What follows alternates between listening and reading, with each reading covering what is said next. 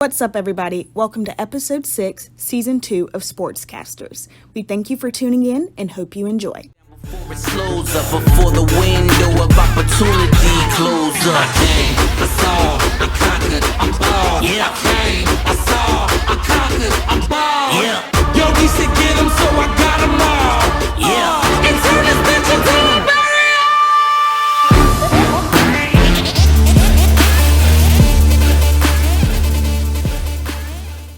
Hi, everyone, and welcome to Season 2, Episode 6 of SportsCasters Media.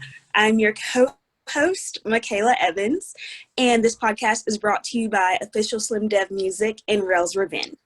Today, I'm here with our host, Jalia Santos, along with our founder, Chris Lyles Jr., our two sports analysts, Sterling Harris and Matthew Anderson, and our two special guests, Nigel Countain and Joe Robinson. And so today we're going to start off talking about the World Series. We're going to do a recap of Game 1 and 2. All right, well, to start off, I guess I should go ahead and say that the series is tied 1-1. The Dodgers the Dodgers lost the last one. The final score is 6-4, and they won the first game with the final score 8-3, so the series is tied. What's crazy is, I didn't see, the team, honestly, between the Braves and the Dodgers, I really see the Dodgers taking this thing all the way. I know I've always said Yankees, Yankees, Yankees, but after watching the Dodgers in that first game, man, I don't know. I see them taking this one, as a dub. I don't really like saying dub as a win, but they're going to take it as a win. We'll just see how it goes, honestly. Y'all boys going, or y'all want me to hop in there? Go ahead, Sterling. All right. You got it? You go now. Oh, no, go ahead. I didn't know if it was we just hop in and go ahead. But okay. I'm chiming in with theirs. I'm chiming with so we've been talking about, who we thought was going to win. I've been picking the Dodgers from the beginning, mostly because of their balanced attack. They got a great, a good pitching bullpen. They got great hitters. And then they got Mookie Betts running bases with an oven mitten on his hand. So, the first game, he just kind of took over those first couple that inning where they hit, I think, 4 runs. They scored about 4 runs that inning. They just kind of busted the game open. But yesterday, the Rays came out more focused. The Dodgers had some errors. It's kind of out of sync. You know what you expect in the World Series when you got two great teams going at it. So I think the Dodgers still winning about 6. Just because they didn't sign Mookie Betts to that big contract for a reason. Clayton Kershaw seemed to finally, hopefully, get that monkey off his back in terms of performing in the World Series game with how he performed in Game 1 for those 6 innings.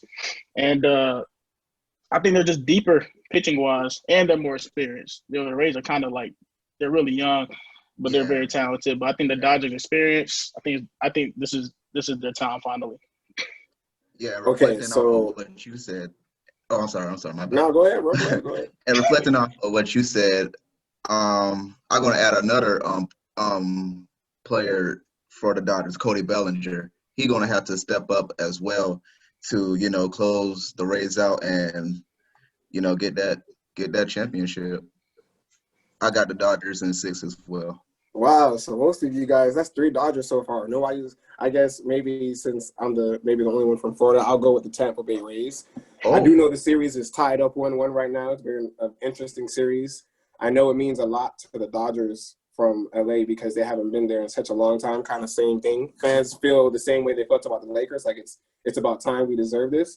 But I don't know. I'd rather wait till maybe hopefully Game 4 to make a strong opinion. But being a Florida guy, I'm going to go with the Tampa Bay Rays. Their pitcher came out firing yesterday or the night before. So he felt good walking off the mound. So I'm pretty sure he's going to feel good walking into the next game.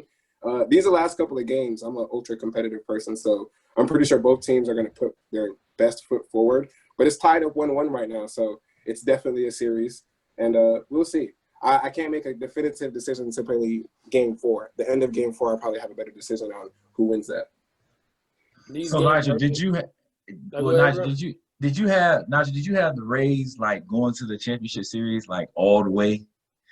No, okay, see, no, I did not. I did not choose the Rays. I don't want to make if anything, when it comes to baseball, since I'm out of Miami, I go to Marlins games. So I'm always rooting for the Marlins. We actually made the playoffs for the first time in God knows how long this year. So No, I did not choose the Tampa Bay Rays, but because they're a South Florida team, the Super Bowl is going to be in Tampa next year, so maybe this would be like, an early Christmas present for the people living out in Tampa. That is true. Not this year. I don't think it's going to be this year. I think the Dodgers, they just like you pay certain people for a reason. Like they gave Mookie that huge contract in that trade from the Red Sox for a reason. Cody Bellinger. I mean, did you see the moonshot he hit in Game 7? I just feel like the Dodgers coming off of that, and yeah, they lost, Game 2. But even then, they're so scary with their hitting. Like they looked like they was out of it. They was going to get any runs, and then all of a sudden, boom, it's 6-4, and you're looking up like, here comes those bats again. Like they're so elite in that department, and then with their pitching, like Game 1, they kind of just throwing out garbage pitchers, towards the end of the game, so they could save them for later on in the series, and you get crushed out there after their 6 innings. Now you give yourself the option in the window to bring them back in if you need them in the Game 4, maybe, or Game 5, you're going to start them, or their bullpen is so deep, and they was able to use people that they could kind of expend for the sake of longer on the series. So they're just so dangerous. So.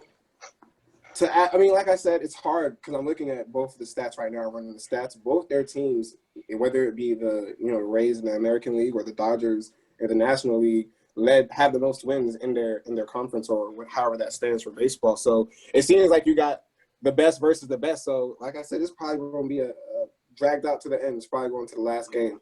I can't call it. All right, y'all. We're gonna switch it over into the next topic. So. This past weekend, University of South Carolina beat number 13 Auburn. It was a big upset, y'all. But first, are y'all shocked by this win? I'll go ahead and answer your first question. I kind of was shocked. Although Auburn had not been playing their best football, I thought they would come into Columbia, South Carolina, and definitely get the win kind of decisively. And even when they started off the game, the offense was kind of hitting on all cylinders. Ball was getting thrown. It was like pitch and catch. But then somewhere between the knocks, J.C. Horn decided that he was going to have a big game that day. So it definitely shocked me. I expect Auburn to come in and win the game. Yeah, me too. I'm going to say this. I'm going to say two things. One, the analysts for that particular game all had Carolina to win. Believe it or not, when I watched the game and I saw the beginning part of it, I said, wow, okay. They said usually, one of them made a joke, I forgot who it was. They said usually when all of them pick the opposing team or pick the underdog, the favorite normally wins. So when they made the pick and it was USC that won, it was like, okay, bet, cool. And then the crazy thing that I saw, Mr. Sterling Harris put on Twitter, he tweeted somebody, I forgot who it was, somebody said, oh, this was an upset. And then he proceeds to say, this was not an upset. And it got me thinking. And when I go back and I look at the game itself, I see why he says that. However, when you look at any team that beats a nationally ranked team, and not only that, but USC has not beat them since the Prohibition era, which was 1932. That's a big deal. That's an upset, man. When you beat somebody and you ain't beat them since they banned liquor, like, come on, man. Like, that's a big deal, especially for the city of Columbia and the state of South Carolina as a whole. So I think this is an upset. Just watching that, yeah, Auburn didn't really have a really good game.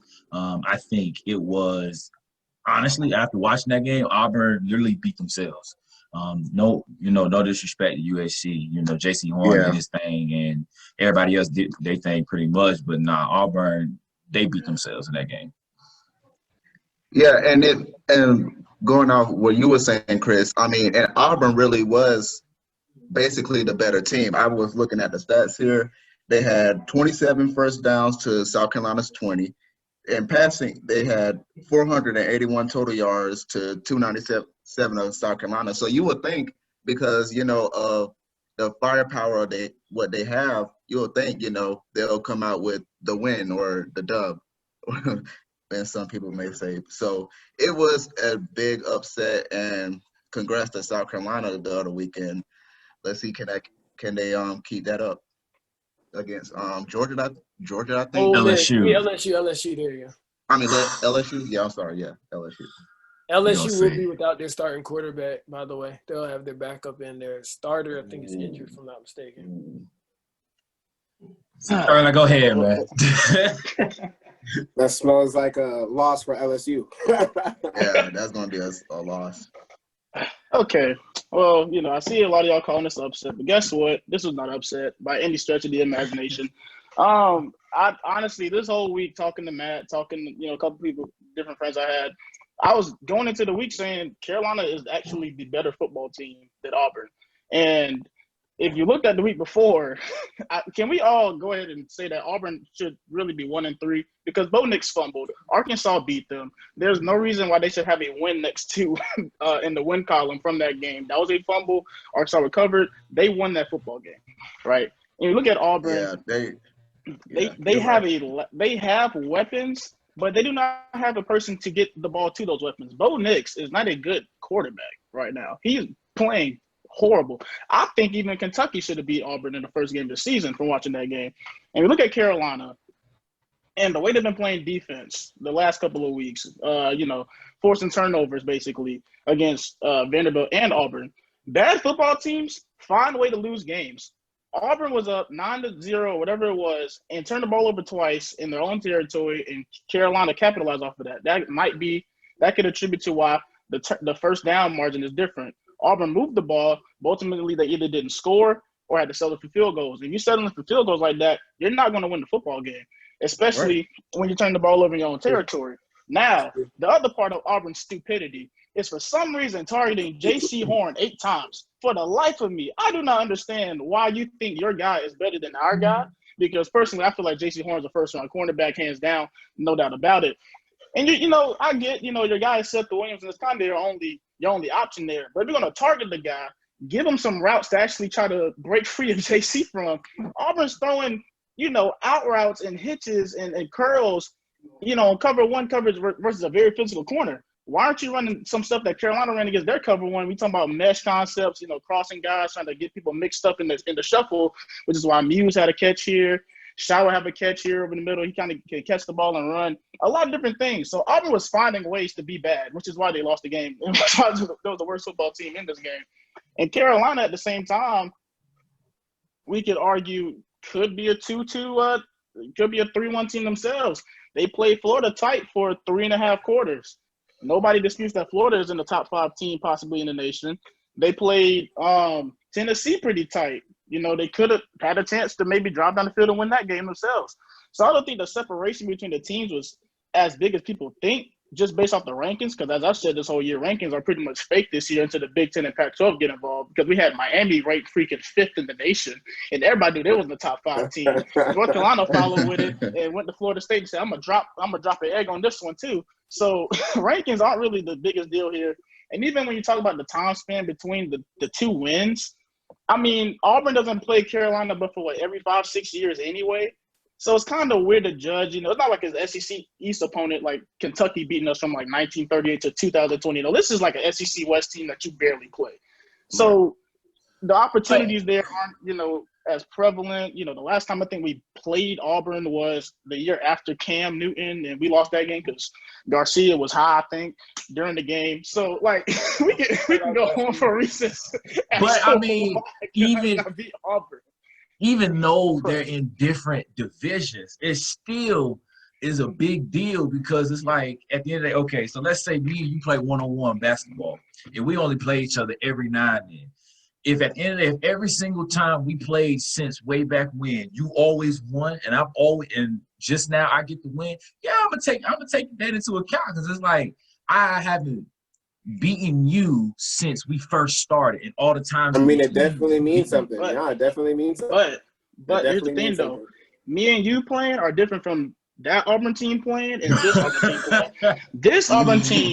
This Auburn team is not the same Auburn team that we played the past couple times. That Auburn team had Cam Newton and another team that was gearing up to go on another national title run. This Auburn team is stuck with the quarterback that I feel the players on that team do not vibe with Bo Nix like that. You can see on the sideline just looking at him. They don't respond to him the way that you think a leader of a quarterback of a college football team will respond when the guy's playing bad. They don't go over there listening. They're mad at him. They're like, "What are you doing? Stop so throwing do you think me it's his leadership, or do you think I think Bo Nix isn't the best leader. I don't think he's the best thrower of the football. And I think Auburn might need to look at their bench and say, we might need to find somebody to come in for this guy. Because Seth Williams was not happy that day. Granted, JC had this man on, throw him into the county jail. He couldn't get nowhere. There was nowhere Seth Williams was going. And then look at the run game.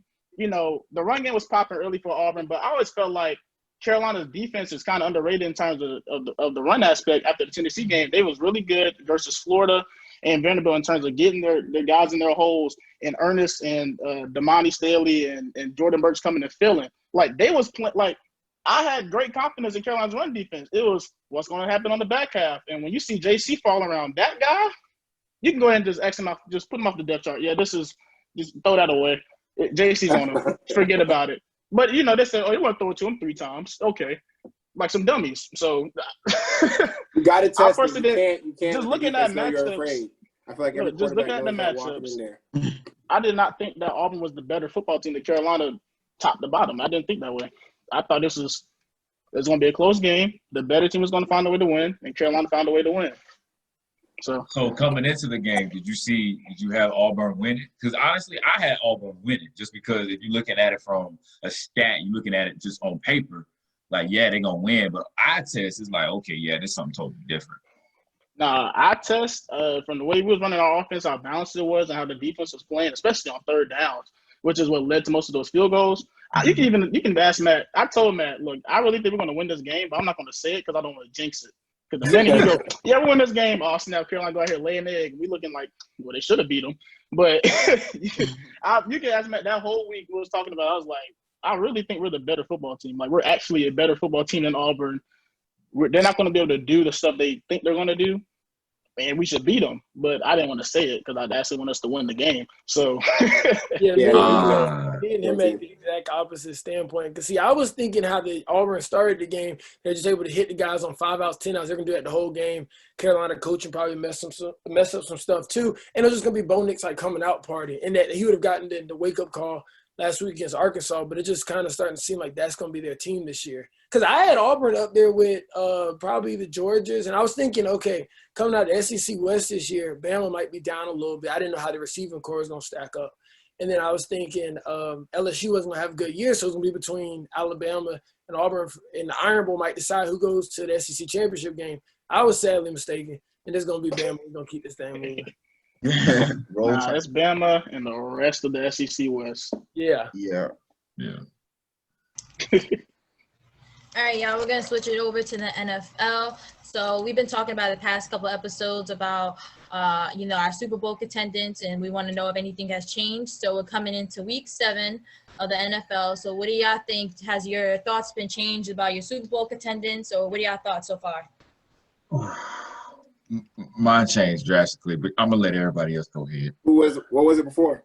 Before I had the 49ers and oh jeez.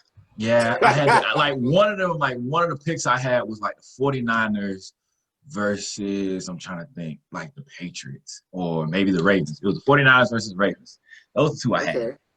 Messed around and saw the Ravens. I'm still sticking with the Ravens and the Chiefs. Number 2 is like, all right, either one of them. But oh my God, that NFC is something totally different.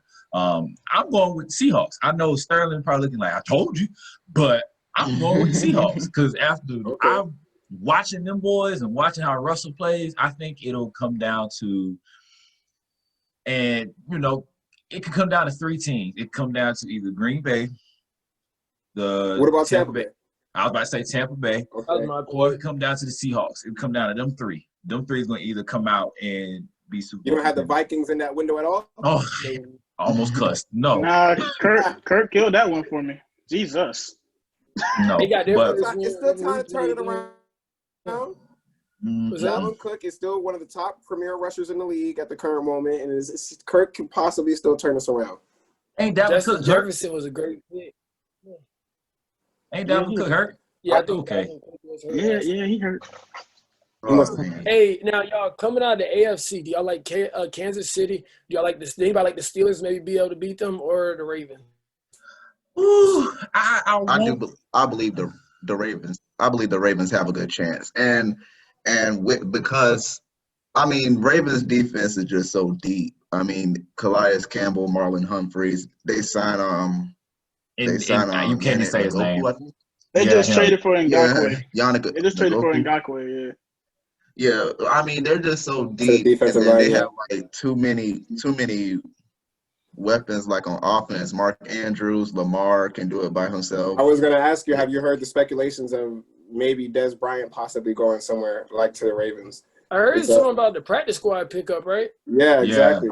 But He you has know to that pass. I can't choose the Ravens or the Chiefs yet because it really falls on where Antonio Brown goes after week 8, right? You know what I mean? I Because think he might go to Seahawks Seattle. aren't guaranteed. They're not guaranteed. I feel like if he goes to somewhere like the Ravens too, Stephen A. had a good point on his show that it'd just be a good way to get back at the Steelers. So it really comes down to I guess where he lands after week 8.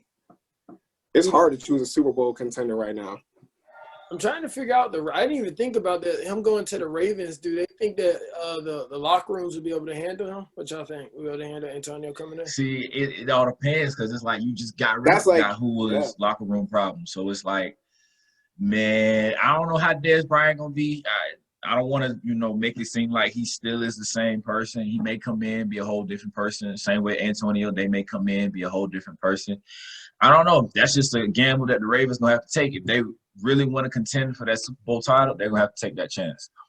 I was gonna say, if you're pushing for it this year, you don't you're thinking fantasy football almost maybe line up here. You got Dez at the 2 and you put AB at the 1. That's a pretty lethal offensive line or offense right there. That's a pretty good receiver court. You know what I mean? Yeah. So I don't think they're gonna put them two on the same. I want to know, but nobody want to talk about the Steelers. Every time I bring up the Steelers, everybody go right by them. I be like, what about the Steelers? Yeah, don't Ravens this year. Don't y'all think? I don't know. Steelers have a good chance as well, though. Steelers have a good chance. Why do you feel this way? About the Steelers having a good chance for the Super Bowl is because, the defense has stepped up very great this year. I believe Big Ben, he stepped up during his after his injury.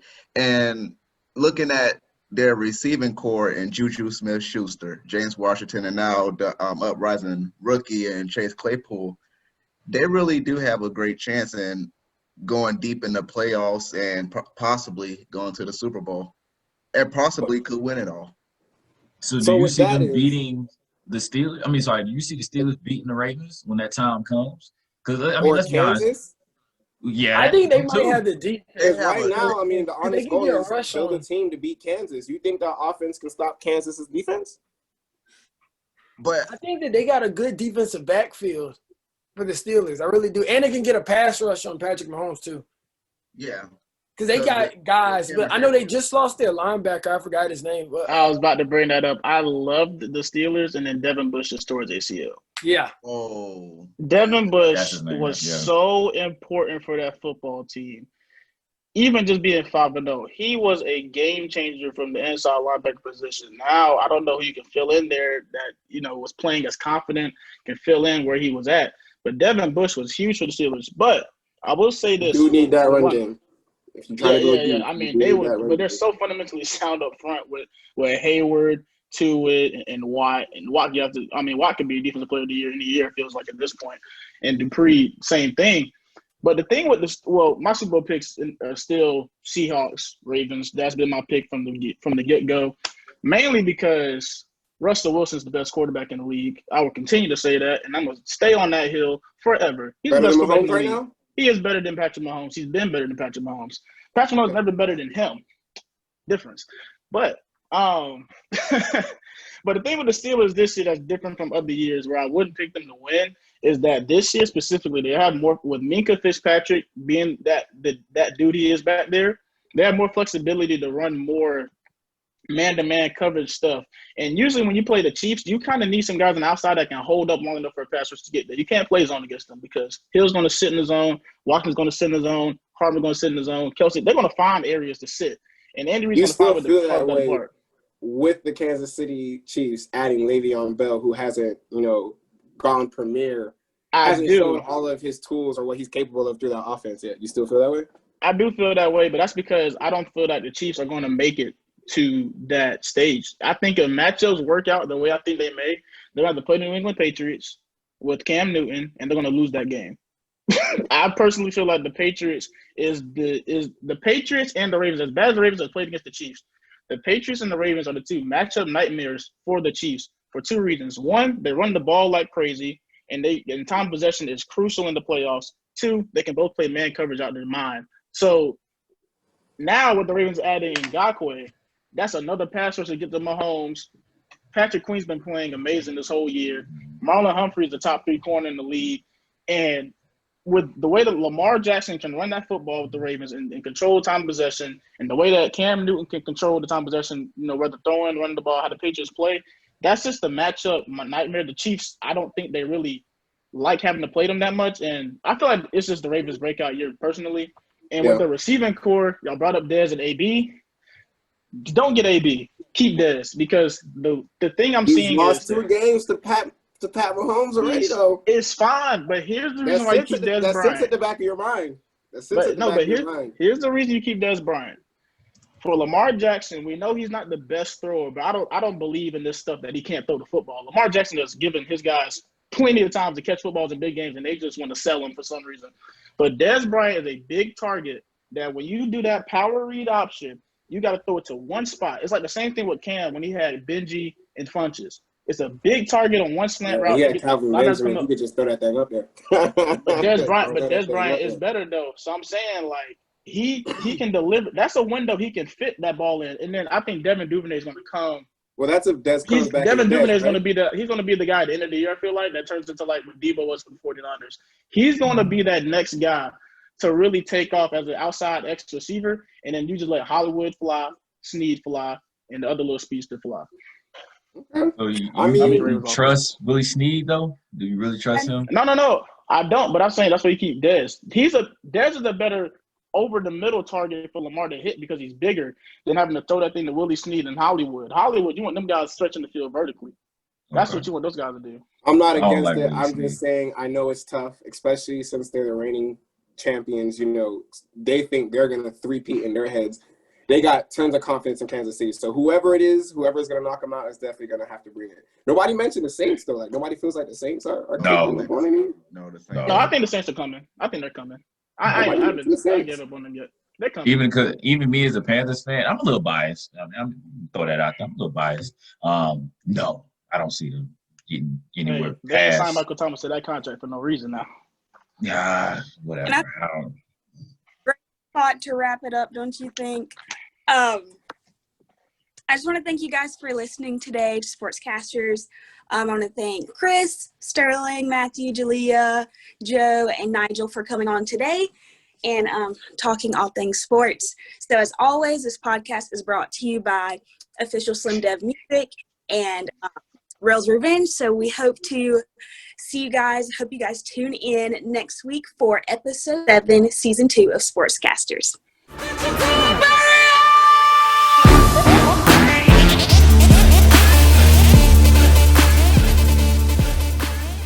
This podcast is brought to you by Official Slim Dev Music and Rells Revenge. Stay tuned next week for episode 7, season 2 of SportsCasters. See you then.